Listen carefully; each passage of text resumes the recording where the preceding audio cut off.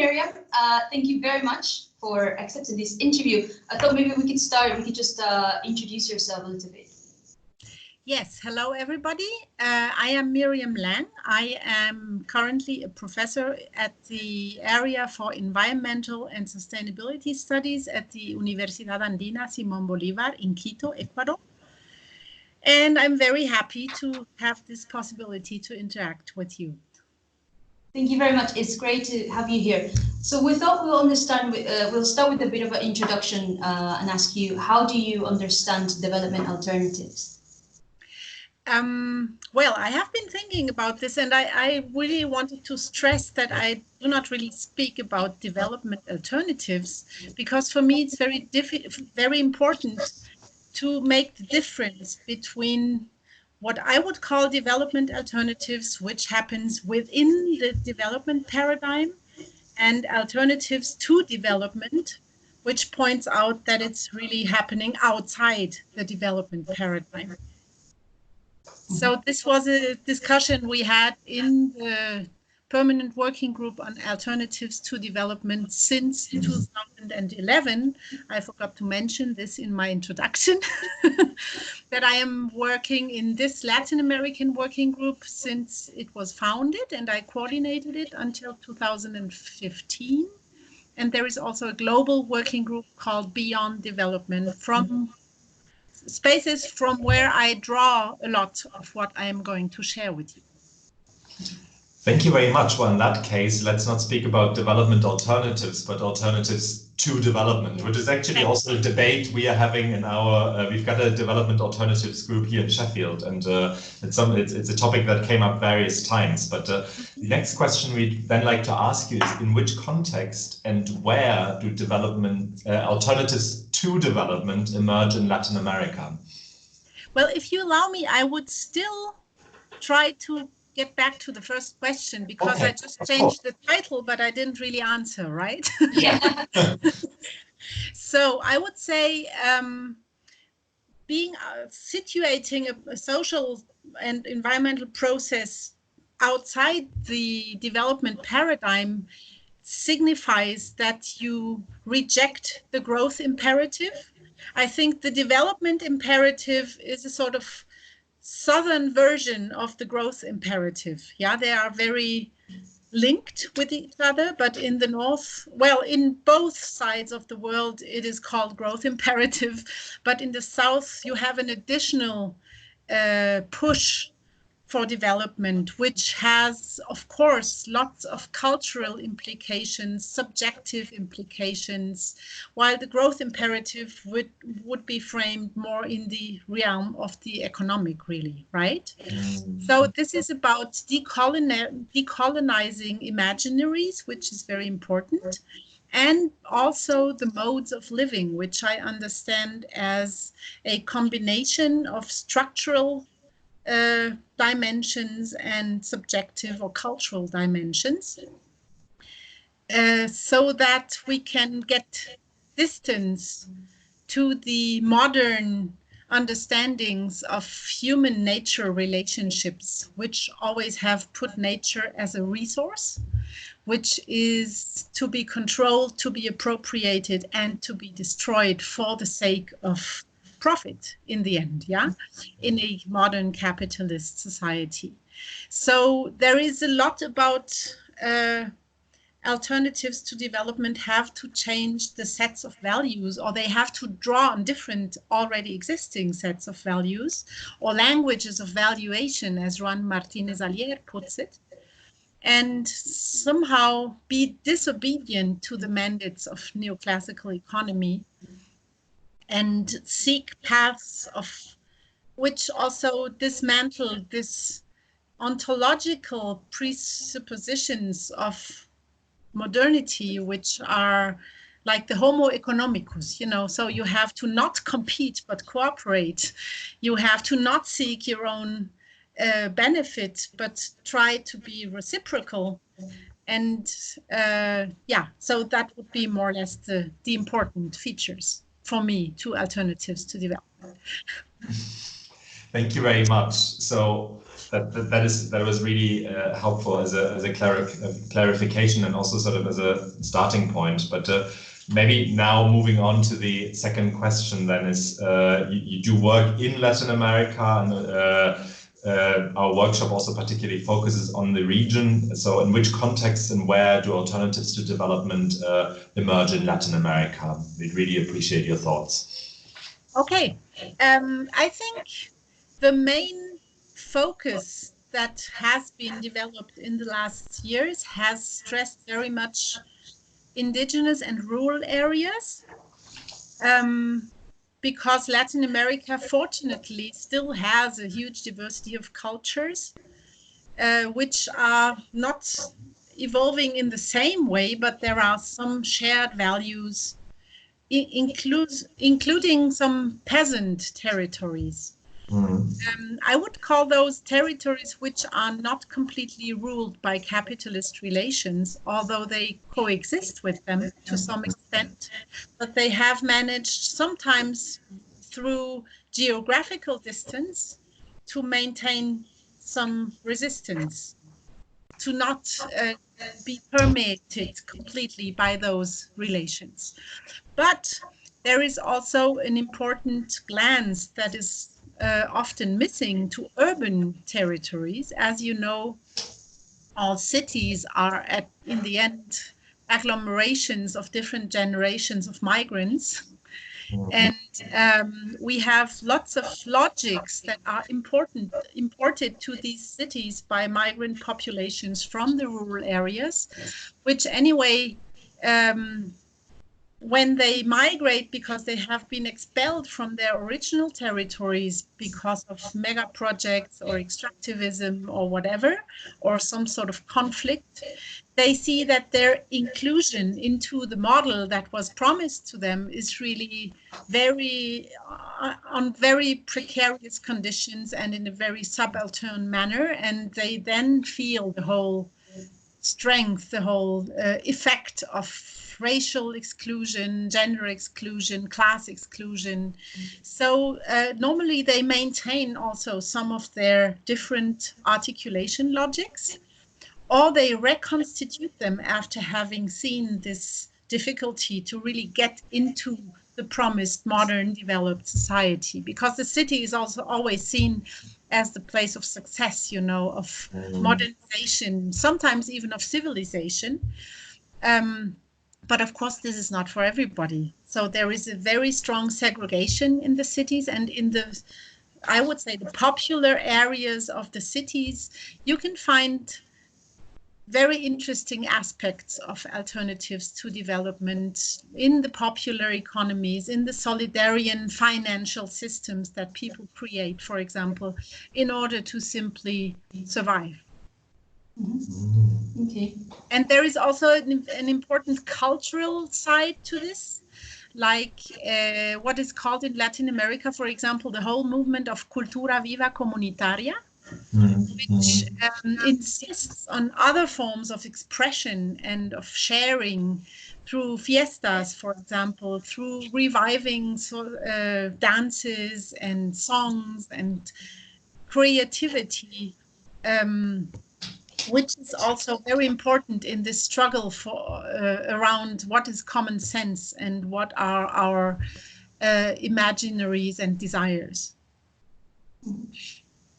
Okay, so you sort of talked a little bit about which context do they emerge, but also sort of who advocates for alternatives to development and from what position. So maybe I'll change to the next question, which is, so from all these different perspectives, what are the synergies that you observed in the debates around alternatives to development that are emerging in Latin America?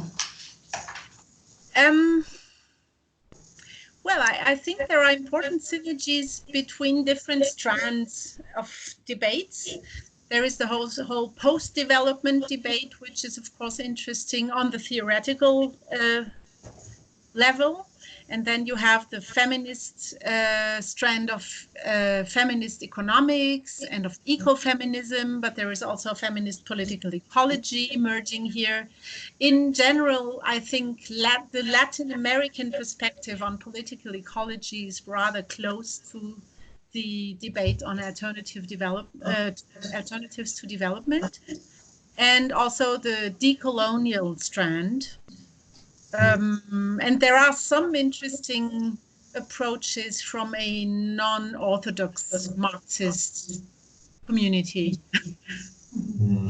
Could you maybe elaborate a bit where your own work is positioned? Well, this wider debate. I have tried to frame with some colleagues in the last years, what do we really understand by an alternative, and have elaborated a sort of catalogue of power relations or dimensions of oppression that would have to be dismantled in order to not put this dominant focus on the economic.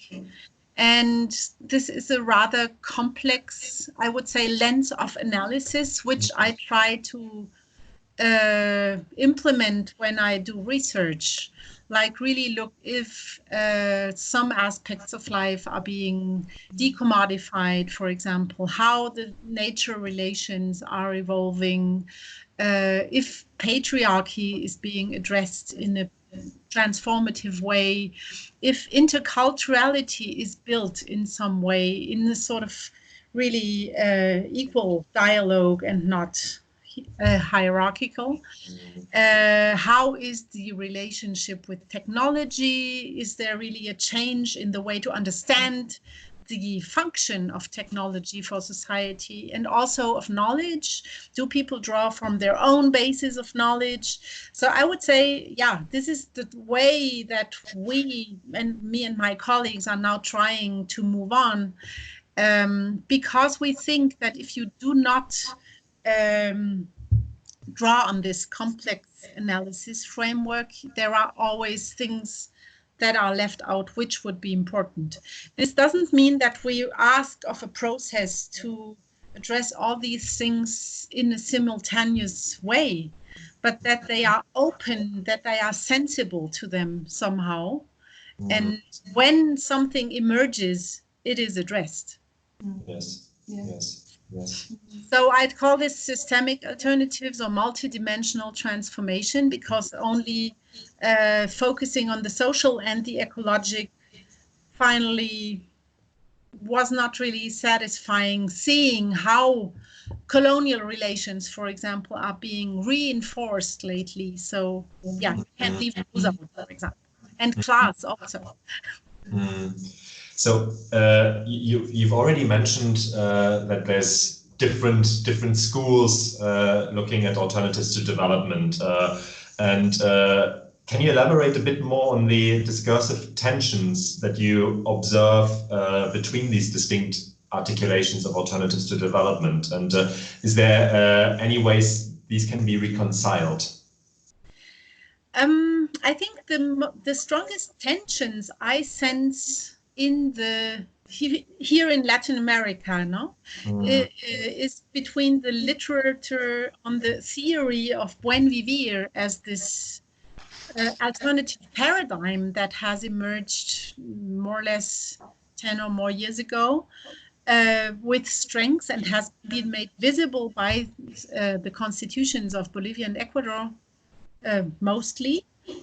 Although it pre-existed for a long time, but not in such a theorized way. So it's getting visible has triggered a whole strand of theorization. And there I see lots of strange adaptations, which from my opinion, do not really,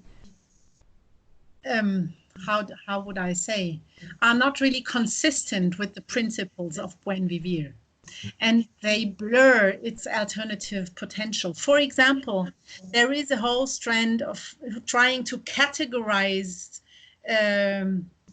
some discussions about buen vivir between the so-called indigenous strand and the socialist strand, and then the ecologist strand. And I think, first of all, this impulse to separate and categorize is very typical for a Western scientific glance. which is imposing some violence on the Buen Vivir paradigm, which precisely does not separate the realms of life into, for example, the political, the social, the economic. Its strength relies in that it's holistic and that it sees life as a whole and as a web of relations, and it focuses on these relations. So if you cut the discussion in different parts, this is one thing I would say I'm not really comfortable with. But then I think that what those authors call the socialist strand of Buen Vivir, which is basically was here in Ecuador, the government people of Rafael Correa's government have produced in theory about Buen Vivir. This is really a completely developmentalist and modernistic ideology, which comes back and is just a change of labels, and now it's called Buen Vivir. I will elaborate further on that later on. But so I think we also have to take into account that the socialist ideology itself, as it has evolved during the 20th century, at least in its hegemonic forms, has shared absolutely the goals of economic growth, of infinite progress, of development as the development of the means of production, the competition about technological advancement, and all this which was characteristic to Western modernity, and it has not been alternative in these ways. So I think it's very difficult to merge socialism and Buen Vivir with each other. Yeah, that's very interesting. You sort of talked a little bit about kind of epistemological and theoretical dimensions. And so obviously some of us, or most of us really are the university, some of us are PhD students. So we're just wondering what kind of epistemological, theoretical and methodological approaches do you think are required to make more this kind of bottom-up alternatives to development more visible? I think what is needed in order to understand processes of Buen Vivir first is a taking distance of all that is pretending to be universal and global and valid for all contexts. We have said a lot that Buen Vivir should be translated into Los Buenos Vivires in plural, because if you assume that it is a process that is driven from the bottom up, it necessarily has to emerge from different contexts. So as I said at the beginning, of course, the Buen Vivir that could be built in a popular urban neighborhood will differ in many ways from the Buen Vivir that will be built in a Amazonian indigenous community, for example. Yeah. So I think there is also this impulse to normative approaches that try to find out some general rules. And I think theorizing about Buen Vivir is only possible to a certain extent. And then you have to look at the concrete, situated processes that are going on. And so this shapes this kind of research that are, from my point of view, possible on these alternatives. So I think the principle, what I said a bit at the beginning, like having an objective of maintaining equilibrium or balance with the surroundings and between the different parts of societies would be one of those principles, but they are really general principles. Or, for example, the sanction and mechanisms against accumulation of material wealth or individual power, so that you deactivate these kinds of generation of inequality would be another of these principles. For example, having implemented mechanisms of redistribution and reciprocity and rotation of duty to this to achieve these goals. But those are very malleable and adaptive processes which always change with the context, with the historical moment, and with what happens in the territory. You are talking about contested territories. So I think trying to fix this in a matrix which is more elaborate necessarily is an act of epistemic violence.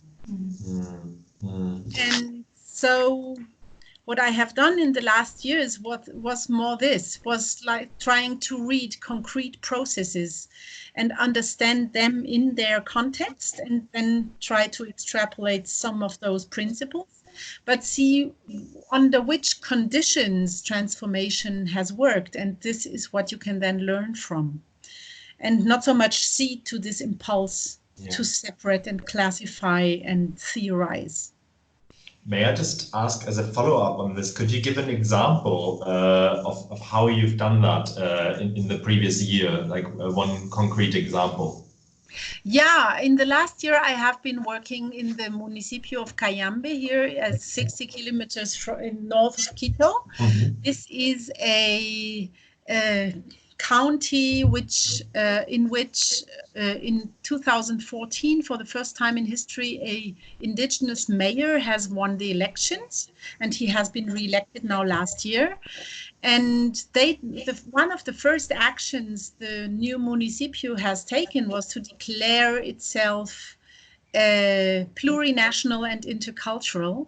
And I have accompanied this process for some years now, since more or less 2016, like visiting once in a while, doing interviews, of course, ethnographic work, and like to see how did this new local municipal administration really managed to transform the territory in something plurinational, and what does this mean in terms of governance, for example.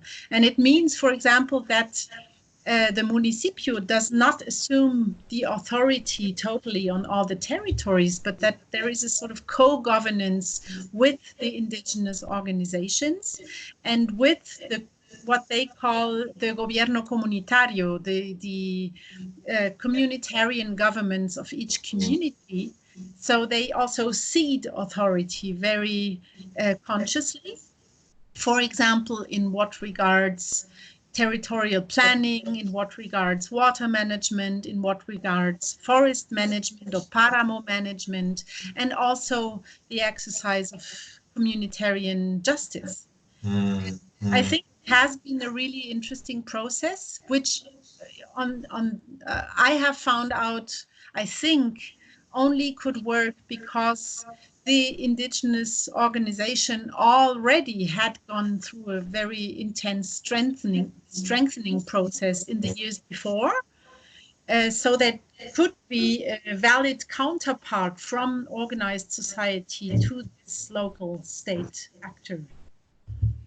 Thank you so much. I think you really sort of opened the debate for the following question we would like to ask you, which really sort of moves away from the theoretical focus on alternatives to development to what does that actually mean in practice. And I think you so far hinted at two different articulations, the one by the socialist government of former President Rafael Correa, and then the sort of more grounded experience you've observed in Cayambe. So can you maybe elaborate a bit more on the tensions of alternatives to development in practice, and especially tensions between the grassroots and governance mechanisms like the ones observed by the national government in Ecuador?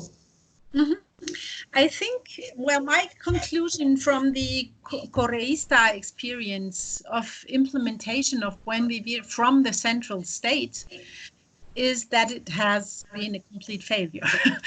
So I think this already begins with the constitutionalization of Buen Vivir, although this has had rather paradoxical effects. So on the one side, you have this boosting of the visibility of buen vivir as an alternative paradigm, not only here in the country, but also abroad in the whole world, which I would read as very positive. But at the same time, the very text of the Constitution already means a deep resignification and distortion of buen vivir, because it makes buen vivir coexist with the development paradigm. The Constitution is full of these contradictions. It claims development and it claims buen vivir at the same time, without resolving this tension between development that aims at infinite economic growth and buen vivir that rejects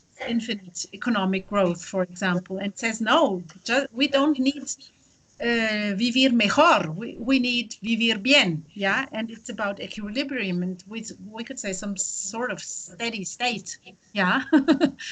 So this is one of these multiple tensions, and I think to understand that, I will talk about this right in a minute, you have to introduce a little bit of state theory, maybe, in order to understand why this has gone this way.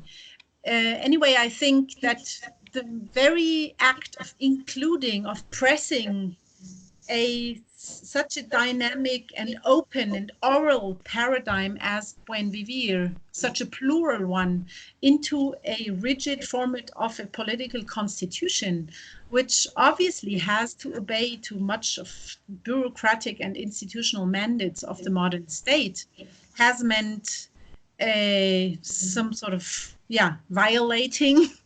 And then, of course, every state procedure is full of subtle mechanisms of exclusion along the lines of race, class, and gender, which also have acted during the Constitutional Assembly, so that many things could not get into the Constitution. Many proposals of indigenous peoples, of course, stayed out.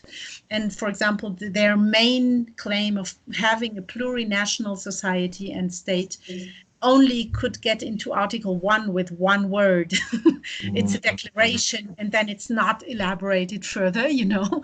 So, of course, this is about relations of power in the moment of the Constituent Assembly and what was possible by then in terms of also party logics and electoral logics and all that, and there's a compromise. But then the worst reformatting or resignification has happened after the adoption of the Constitution via referendum, when it was the moment to fit this into the whole apparatus of the state, and into development plans, which are now called planes de buen vivir, but that doesn't make any difference, you know. They still obey the same logics of institutional management, of efficiency, the language of objectives, indicators, goals, and all this has absolutely nothing to do with the philosophy of buen vivir. So it was some sort of fed into these pre-existing matrices and was completely voided of its transformative characters. And then there is also the recodification of a paradigm that is meant to be long-term. It's the tiempo largo of transformation and of understanding life itself into those slices of electoral cycles. So you have to have achievements within 4 years because there will be the next election, and this puts pressure. And the long-term perspective gets completely lost. So all this happened, I think, both in Ecuador and Bolivia. You can read a lot about this. And this has to do with that the modern colonial state is a key part of the capitalist world system. And you can't just take it and say, okay, now we put a new label on this with the separation, for example, of the political and the economic, and the state limits normally democratic procedures to what it calls the political, while the economic has to be governed by the laws of property and laws of the market, and it's not subject to deliberation, you know. It's also institutionalization of the private versus the public, and all these fundamental aspects of modern state logic that are not consistent with buen vivir. Interesting. Thank you. So sort of kind of moving forward, learning from the experiences in Ecuador and in Bolivia, how do you think can alternatives to development be effectively integrated into governance? Again, I would propose to reframe the question. I think it's the wrong question. It's a question that is very often asked, and that in itself will lead to what I just described. Yeah, inevitably almost, because you take governance as it is and you try to integrate alternatives to development in this existing frame of governance. I think what we have to ask ourselves is how must our understanding of governance and of the existing institutions of the modern colonial states change in order to make paradigmatic change possible. And this is also what we have tried to put forward in this research, for example, with Cayambe. Yeah? How does governing from below really work? On which scales does it work better? How can we take distance from this metric mindset that governs national processes of governance, because you have to report to the UN on the Sustainable Development Goals, for example. You have to report poverty reduction. So you have to impose the same criteria and indicators of poverty to all people, regardless of if they are Amazonian or coastal or in the Sierra or urban or modern or in the north or in the south. So this doesn't really work. Yeah. And I think that governance from below means that every territory has to assess its own needs and set its own objectives and then measure its own successes in its own terms. So this is much more complex and thinks the role of a state in a rather different way. There is no need in this vision for centralistic universal indicators that impose visions of well-being, but there are lots of understandings of well-being. But still there is a role for an overarching institutionality, which I don't know if we should call it state. Yeah. For example, in guaranteeing certain rights, of course, in maintaining certain balances between territories, because some have different conditions, starting conditions than others. Especially, there is a very important role in protecting those territories from appetites of appropriation by transnational capital, of course. Yeah, so that they can do their processes. But in general, it is not a state that takes over like the welfare state that we still all dream of, although it has been dismantled where it existed, and there are many parts of the world where it never existed. And it has always been a sort of historical and geopolitical or geo-economical privilege to have welfare states.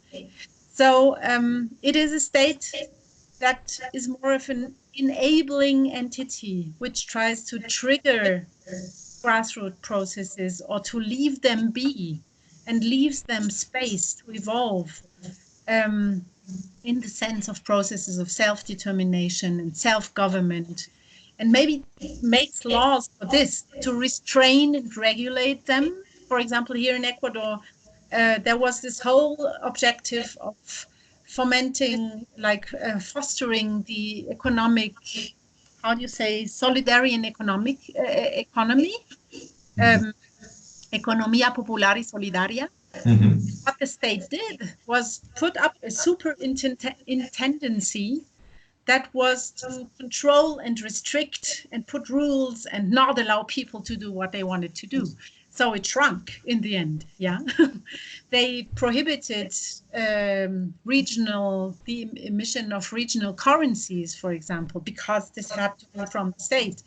And that kind of measures, which I think have not been very helpful. So there is lots of huge challenges still of thinking how this could transform into some sort of plural system. And one of the main challenges from my point of view is rethinking this institutional logic.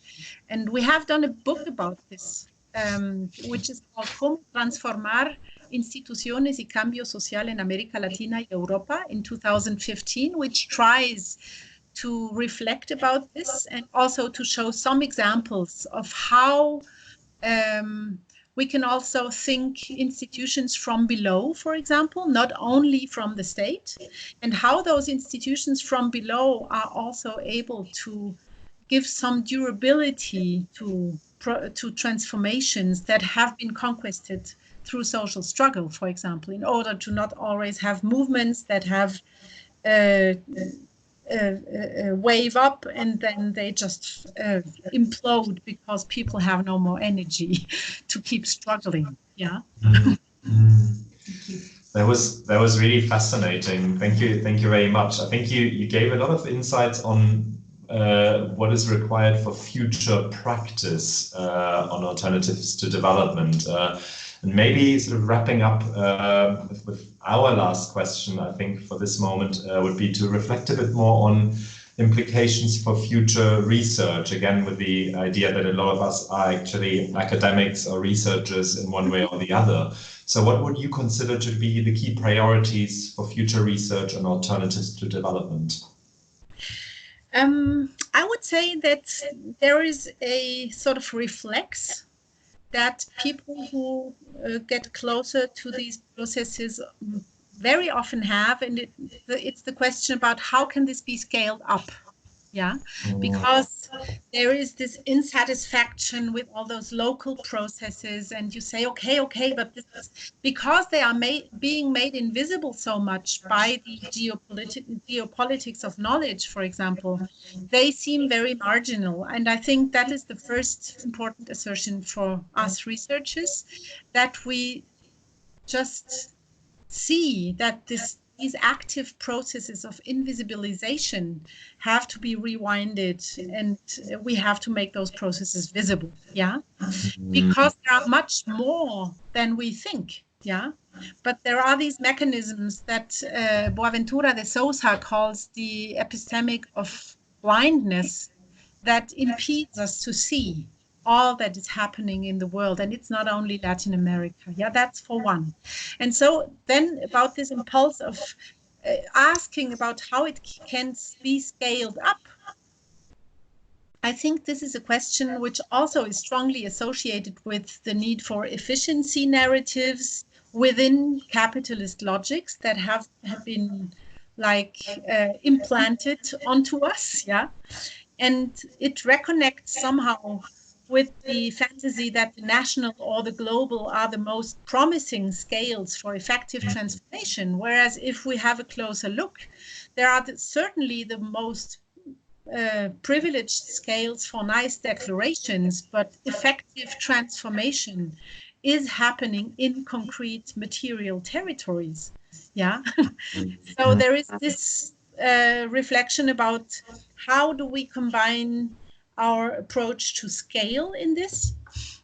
And there is a colleague from India which has taught me that the question is not about scaling up, it is really about scaling out those processes. It's multiplying them in a horizontal way, not getting them to an upper, more centralized scale and then top down again, but having a sort of spreading.